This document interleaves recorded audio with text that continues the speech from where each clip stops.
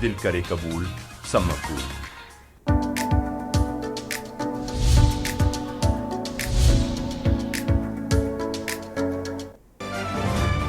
योगी cabinet में 41 प्रस्तावों पर मंजूरी, तबादला नीति को मंजूरी और नई ट्रांसफर नीति पर मुहर 30 जून तक होंगे तबादले। रायबरेली दौरे पर पहुंचे राहुल और प्रियंका, जनता का जताया आभार, मोदी पर बोला हमला, बोले यूपी ने बदली देश की राजनीति। 18 जून को काशी पहुंचेंगे पीएम मोदी, तीसरी बार पीएम बनने के बाद पहला दौरा, कार्यकर्ताओं और जनता का धन्यवाद देने पहुंचेंगे पीएम। यूपी वेस्ट में हार के बाद भाजपा में बड़ी फूट, संगीत सोम और संजीव बालियान आमने सामने, संगीत सोम का बालियान पर निशाना। यूपी में तीसरा सबसे बड़ा एयरपोर्ट होगा प्रयागराज, 20 उड़ानें और शुरू होंगी, डीजीसीए तैयार कर रहा है प्लान, गोरखपुर के लिए फिर से मिलेगी फ्लाइट। यूपी के 45 जिलों में हीट वेव का अलर्ट, 13 से 16 जून तक भीषण गर्मी के आसार, 44 अंश सेंटीग्रेड के साथ सबसे गर्म प्रयागराज। आप देख रहे हैं के न्यूज, खबरों का सारथी। नमस्कार, उत्तर प्रदेश की खबरों के साथ मैं हूं मनोज मानस और अब खबरें विस्तार से। कौशाम्बी से अहम खबर सामने आ रही, विधायक इंद्रजीत सरोज ने यूपी सरकार को घेरा है। प्रदेश में कानून व्यवस्था को लेकर प्रदेश सरकार को घेरा है। उन्होंने कहा कि कानून व्यवस्था यूपी में ध्वस्त है। इंद्रजीत सरोज ने यह आरोप लगाया, रेप के आरोपी के घर पर कब चलेगा बुलडोजर। तो राव इंद्रजीत ने बात कही है।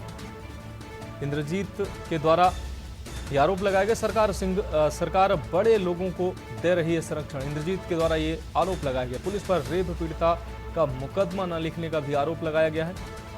रेप पीड़िता ने आत्महत्या का प्रयास किया, तब जाकर एफआईआर लिखी गई। तो कौशाम्बी से अहम खबर आपको दिखा रहे हैं, रेप पीड़िता ने आत्महत्या का प्रयास किया, फिर एफआईआर लिखी गई। विधायक इंद्रजीत सरोज ने यूपी सरकार को घेरा है, यह अहम खबर आपको दिखा रहे हैं। प्रदेश में कानून व्यवस्था ध्वस्त है, इंद्रजीत सरोज के द्वारा ये बात कही गई है। कौशाम्बी विधायक इंद्रजीत सरोज ने यूपी सरकार को घेरा है।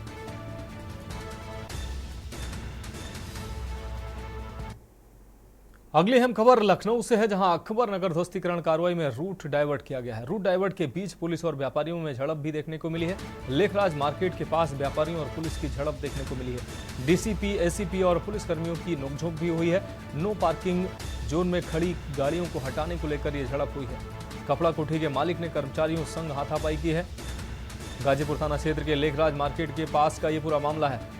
तो डीसीपी, एसीपी और अन्य पुलिसकर्मियों के बीच नोकझोंक हो, नो पार्किंग में खड़ी गाड़ियों को हटाने को लेकर ये विवाद हुआ है, ये नोकझोंक हुई है। कपड़ा कोठी के मालिक ने कर्मचारियों संग हाथापाई भी की है। गाजीपुर थाना क्षेत्र के लेखराज मार्केट के पास का ये पूरा मामला है। तो लखनऊ से इस वक्त की अहम खबर आपको बता दें, अकबर नगर ध्वस्तीकरण कार्रवाई में रूट डाइवर्ट किया गया है।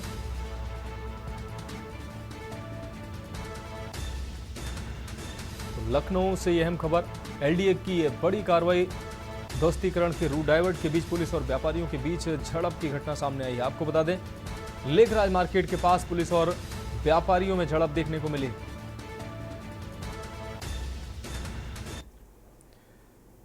अब रुक करेंगे अगली खबर का। लखनऊ से अगली खबर है, जहां अपार्टमेंट के पीछे झुग्गी झोपड़ी में लगी आग, परिवारों ने भागकर अपनी जान बचाई है।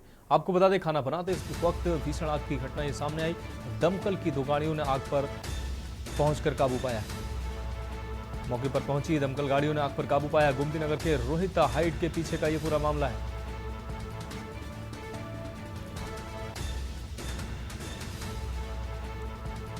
तो लखनऊ से अहम खबर, गोमती नगर के रोहित हाइट के पीछे आग का मामला सामने आया है। अपार्टमेंट के पीछे झुग्गी झोपड़ी में आग की घटना सामने आई है। तस्वीरें साफ तौर से आप देख पा रहे हैं कि झुग्गी झोपड़ियों में आग की बड़ी घटना सामने आई है। परिवारों ने भागकर अपनी जान बचाई है। खाना बनाते वक्त भीषण आग की घटना सामने आई। अब रुक करेंगे अगली खबर का। अमरोहा से अगली खबर है, जहां ईद अल अजहा को लेकर नगर पालिका सतर्क नजर आ रही है। ब्रिजेश कुमार ने पालिका को 4 सेक्टर में बांटा है। सफाई को लेकर स्पेशल सतर्क टीमों का गठन किया गया है। पेयजल आपूर्ति को लेकर जनरेटर की व्यवस्था की बात कही गई है। शहर वासियों से अपील की गई है कि कचरे को निश्चित स्थान पर ही डालें। नगर पालिका परिषद अधिशासी अधिकारी ने यह जानकारी दी है।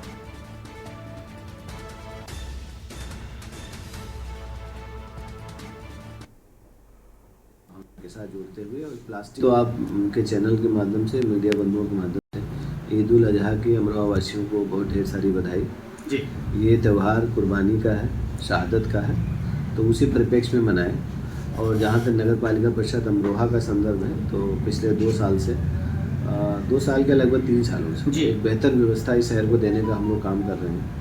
और आप लोगों के सहयोग से, मीडिया बंधुओं के सहयोग से, यहाँ के समाज सेवी लोग हैं, हमारे जो जितने भी मुतवल्ली हैं या जो भी जामा मस्जिद के जो भी जिम्मेदार लोग हैं या मुस्लिम कमेटी के लोग हैं, उन सब के माध्यम से एक बेहतर व्यवस्था जो है वो नगर पालिका परिषद द्वारा की जा रही है। और इसके लिए प्रॉपर तरीके से जहाँ पर जो वेस्ट निकलता है डिस्पोजल के लिए हम लोगों के द्वारा प्रॉपर उसमें गड्ढा खुदा दिया गया है।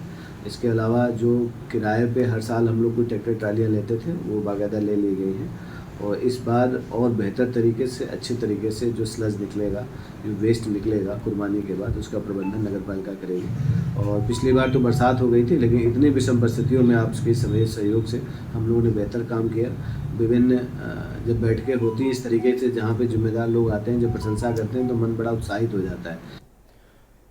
अब रुक रहे हैं अगली खबर का कौशाम्बी से। अगली खबर है जहां नौकरी का झांसा देकर छात्रा से दुष्कर्म की घटना सामने आई है। दुष्कर्म के बाद गांव के बाहर छोड़कर आरोपी फरार हुए हैं। गांव के ही एक युवक पर लगा है दुष्कर्म का आरोप। शहजादपुर और कोखराज पुलिस ने नहीं की है कार्रवाई। पीड़ित परिवार ने एसपी से मिलकर न्याय की गुहार लगाई है। लगातार हो रहे अपराधों पर भी नहीं चेती है कोखराज पुलिस। कोखराज कोतवाली के एक गाँव का ये पूरा मामला बताया जा रहा है। तो कौशाम्बी से अहम खबर आपको दिखा रहे हैं। नौकरी का झांसा देकर युवती से दुष्कर्म की घटना की गई है। लगातार हो रहे अपराधों पर भी कोखराज पुलिस चेती नहीं है।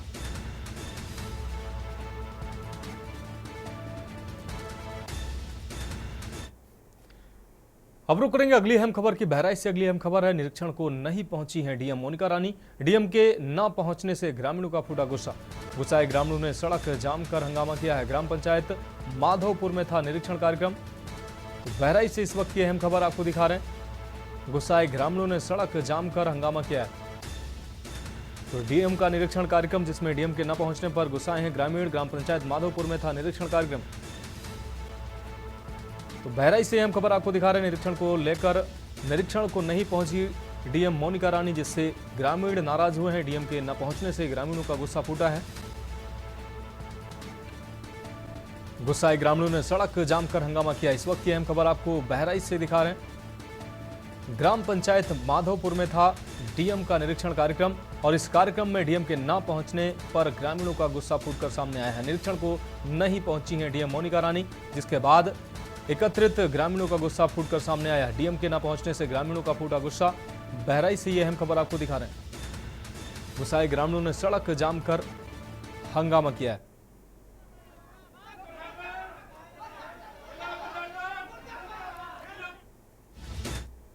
अब बढ़ेंगे अगली खबर की ओर। बुलंदशहर से अगली खबर है, जहां गला रेत कर कार आपको बता दें, गला रेत कर महिला की हत्या की गई है।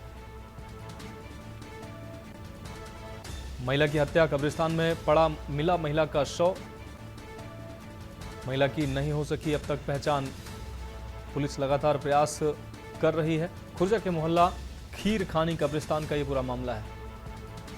तो खुर्जा के मोहल्ला खीरखानी कब्रिस्तान का ये पूरा मामला है, जहां गला रेत कर महिला की हत्या की गई है। महिला का शव कब्रिस्तान के पास मिला है।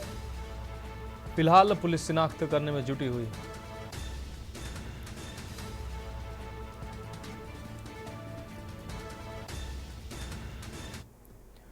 अब रुक करेंगे अगली खबर का। कानपुर से अगली खबर है, जहां कई गांवों में गहरा है जल संकट। पानी न आने के कारण ग्रामीणों ने प्रदर्शन किया है। हाथ में बर्तन लेकर ग्रामीणों ने अपना विरोध जताया है। संबंधित विभाग के जेई ने नहीं उठाया किसी का फोन। ग्रामीण मायूस होकर वापस लौटे। आपको बता दें, उच्चाधिकारियों को प्रार्थना पत्र देने की बात भी कही गई है। आपको बता दें, भयंकर गर्मी के चलते भीतर गांव कस्बे में जल संकट गहराया है।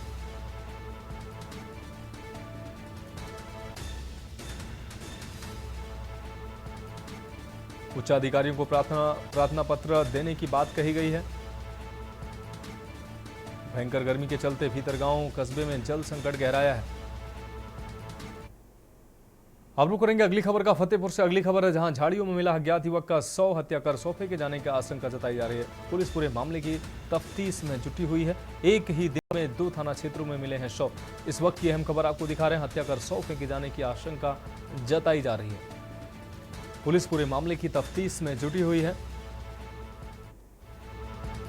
एक ही दिन में 2 थाना क्षेत्रों में अलग अलग शव मिले हैं। झाड़ियों में मिला अज्ञात युवक का 100। फतेहपुर से खबर आपको दिखा रहे हैं।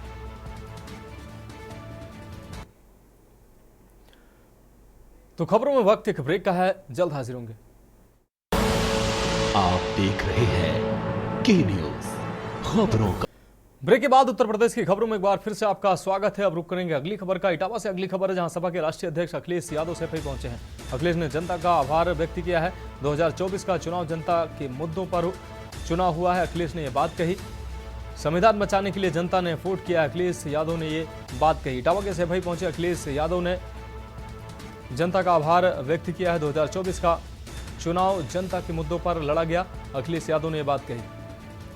तो संविधान बचाने के लिए जनता ने अपना वोट किया है। इस वक्त की ये अहम खबर इटावा से आपको दिखा रहे हैं। सपा के राष्ट्रीय अध्यक्ष अखिलेश यादव इटावा के सैफई पहुंचे हैं। अपने गृह निवास से सैफई पहुंचे अखिलेश यादव ने जनता का आभार व्यक्त किया है।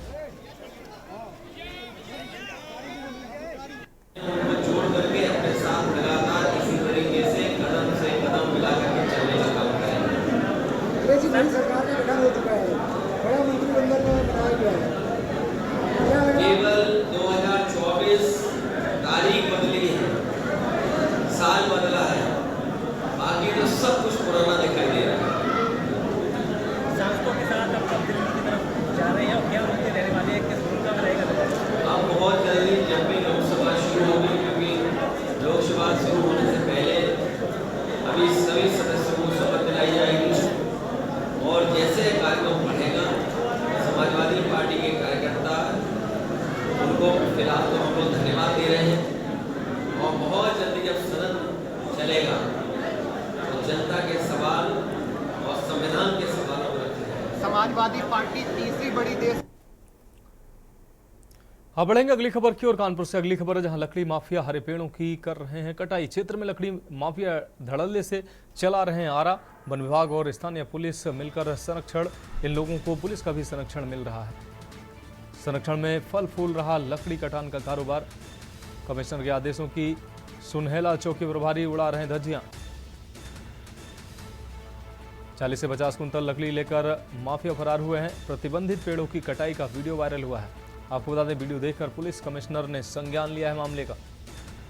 पुलिस कमिश्नर ने दी कार्रवाई के आदेश दिए हैं। महाराजपुर थाना क्षेत्र की सुनहेला चौकी क्षेत्र का यह पूरा मामला है। तो प्रतिबंधित पेड़ों की कटाई का वीडियो वायरल हुआ है, जिसके बाद कमिश्नर ने संज्ञान लिया है।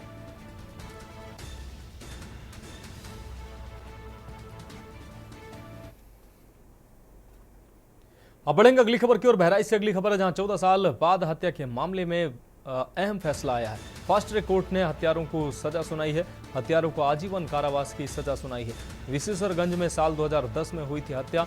आरोपियों ने हत्या को बताया था मार्ग दुर्घटना। बिना पुलिस को सूचना दिए कराया था अंतिम संस्कार। हत्या में आरोपी राजू सोनी व रामपाल को सुनाई गई है सजा।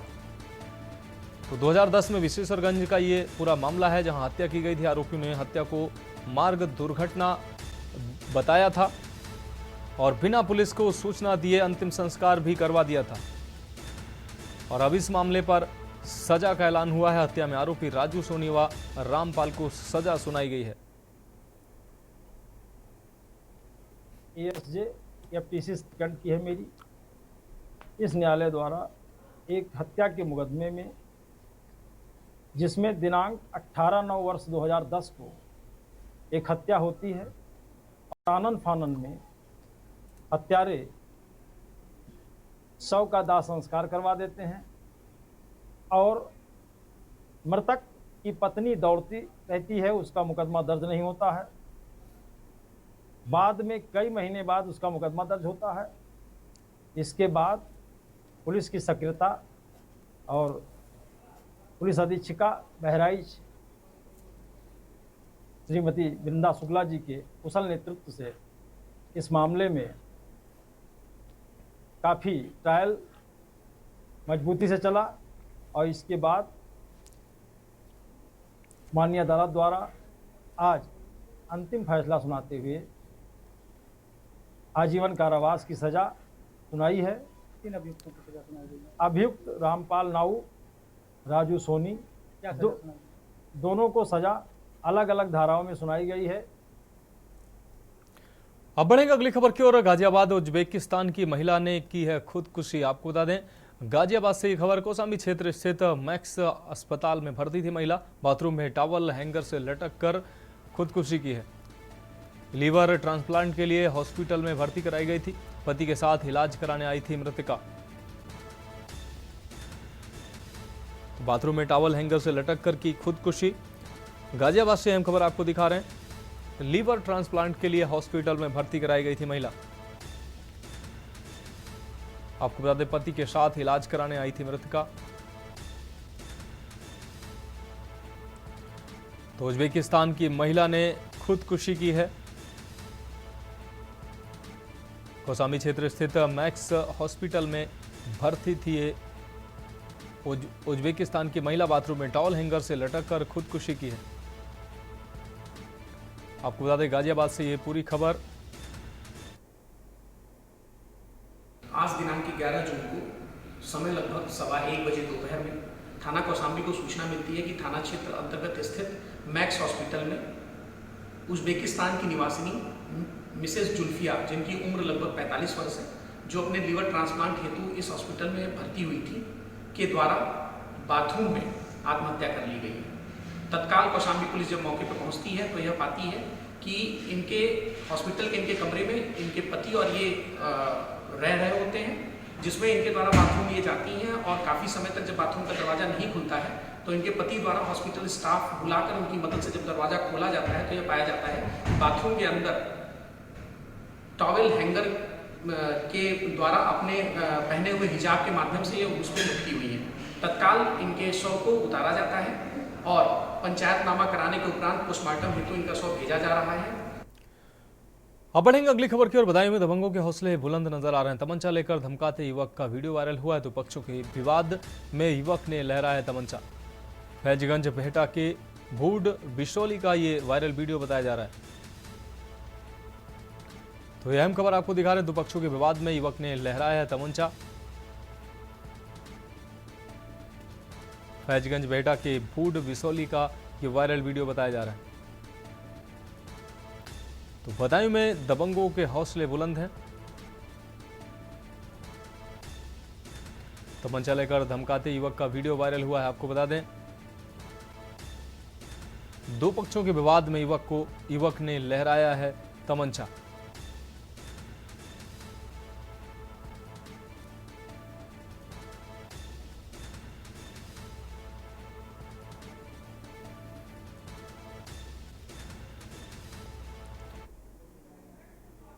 अब बढ़ेंगे अगली खबर की ओर। आपको बता दें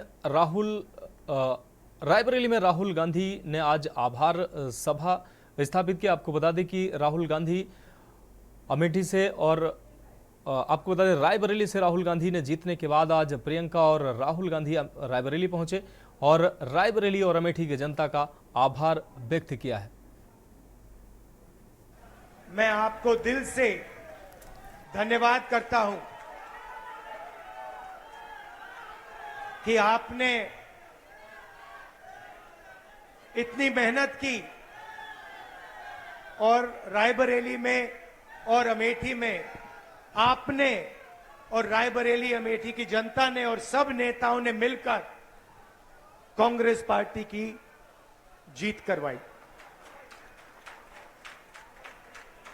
इस बार जैसे प्रियंका ने कहा, कांग्रेस पार्टी रायबरेली में, अमेठी में, उत्तर प्रदेश में, बाकी हिंदुस्तान में एक होकर लड़ी और मैं समाजवादी पार्टी को कहना चाहता हूं कि इस चुनाव में उत्तर प्रदेश में आपका हर एक कार्यकर्ता कांग्रेस पार्टी के कार्यकर्ता से मिलकर एक साथ लड़ा है। माहौल आपने बनाया है, पूरे देश में माहौल आपने बनाया है। आप अपनी शक्ति समझो, पूरे देश की राजनीति आपने बदल दी है। आपने देखा होगा, पहले नरेंद्र मोदी जी कह रहे थे मैं नहीं हूं, भगवान मुझे ऑर्डर देते हैं, मैं काम नहीं करता, भगवान मुझे ऑर्डर देते हैं, मैं करता हूं। पता नहीं कैसे भगवान है उनके, 24 घंटा अदानी जी और अंबानी जी की मदद करवाते हैं। मगर आपने फोटो देखी होगी कि नरेंद्र मोदी जी संविधान को ऐसे पकड़े थे, यूं कर रहे थे ना, देखा आपने? ये आपका काम था, ये आपने करवाया है। देश के प्रधानमंत्री को आपने मैसेज भेजा है कि संविधान को आपने छुआ तो देखो हम आपके साथ क्या करते हैं।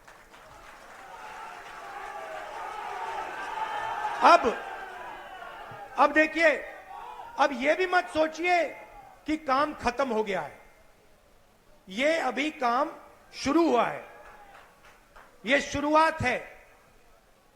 हिंदुस्तान ने मैसेज भेजा है कि हमें नरेंद्र मोदी जी का विजन अच्छा नहीं लगता, हमें नफरत नहीं चाहिए, हमें हिंसा नहीं चाहिए, हमें मोहब्बत की दुकान चाहिए और हमें नया विजन चाहिए देश के लिए। और अगर देश को नया विजन देना है तो भाइयों और बहनों, उत्तर प्रदेश से ही देना होगा।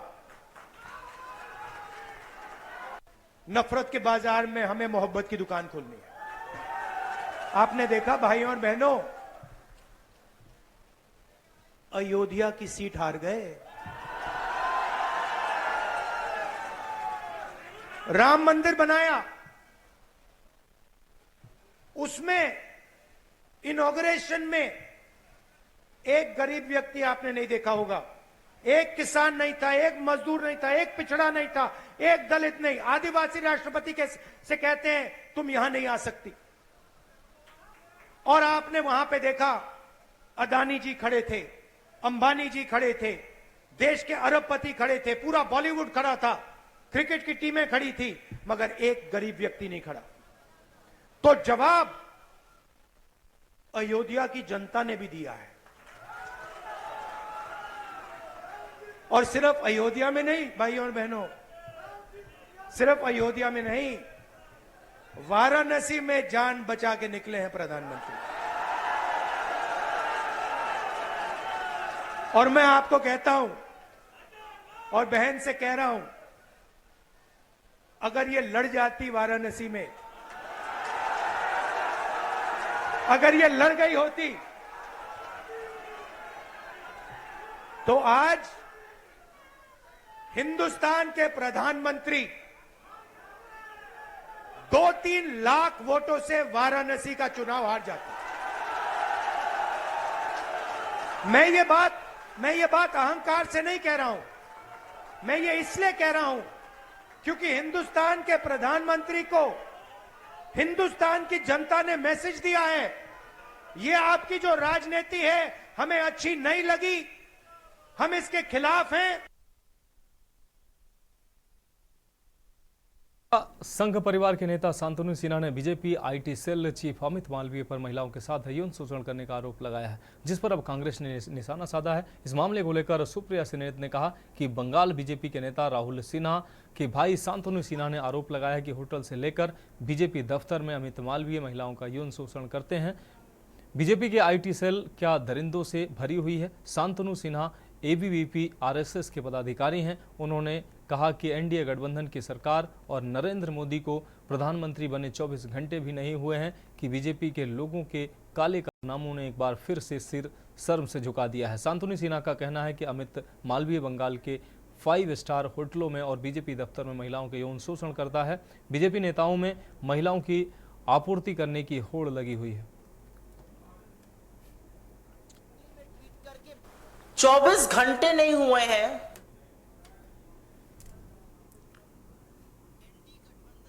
सरकार बने, नरेंद्र मोदी को प्रधानमंत्री पद की शपथ लिए और भारतीय जनता पार्टी के लोगों के काले कारनामों ने एक बार फिर सिर शर्म से झुका दिया है। और ये जो आरोप लग रहे हैं, ये हम नहीं लगा रहे हैं, ये बीजेपी के अंदर से, संघ के अंदर से उनके नेता, उनके कार्यकर्ता, उनके समर्थक लगा रहे हैं। अब जो आरोप सामने आया है उसमें बीजेपी के नेता और उनकी आईटी सेल, जिसको मैं फेक न्यूज की फैक्ट्री कहती हूं, उसके सरगना अमित मालवीय पर आरएसएस के एक नेता ने यौन शोषण का गंभीर आरोप लगाया है। संघ परिवार के नेता हैं शांतनु सिन्हा, वो बीजेपी के बंगाल के पदाधिकारी राहुल सिन्हा के भाई हैं, एबीवीपी के सदस्य रह चुके हैं, हिंदू संघ के प्रमुख हैं। उनका कहना है कि बीजेपी आईटी सेल के प्रमुख अमित मालवीय बंगाल में औरतों का यौन शोषण करते हैं और सिर्फ 5 सितारा होटलों में ही नहीं, बीजेपी के दफ्तर तक में यह काली करतूतें चलती हैं। उन्होंने बंगाली में ट्वीट करके, बांग्ला में ट्वीट करके यह भी लिखा है कि बीजेपी नेताओं में होड़ लगी हुई है औरतों की आपूर्ति करने की। उनका कहना है कि ये सब लोग मिलकर, और अमित मालवीय का नाम लेकर उन्होंने कहा है, औरतों का यौन शोषण करते हैं। ये आरोप कांग्रेस पार्टी का नहीं है, ये आरोप संघ के एक व्यक्ति का है जो बीजेपी से जुड़ा हुआ है। तो खबरों में फिलहाल अभी के लिए इतना ही। मुझे दीजिए इजाजत और आप देखते रहिए के न्यूज इंडिया। इस कार्यक्रम के प्रायोजक करता है गोल्डी मसाले, और स्वाद ऐसा तो रिश्तों में गुस्सा कैसा। इस कार्यक्रम के प्रायोजक करता है राजश्री इलायची, टशन का जश्न। इस प्रोग्राम के प्रायोजक हैं सम्मकूल कूलर, जो हर दिल करे कबूल। सम्मकूल। आप देख रहे हैं के न्यूज, खबरों का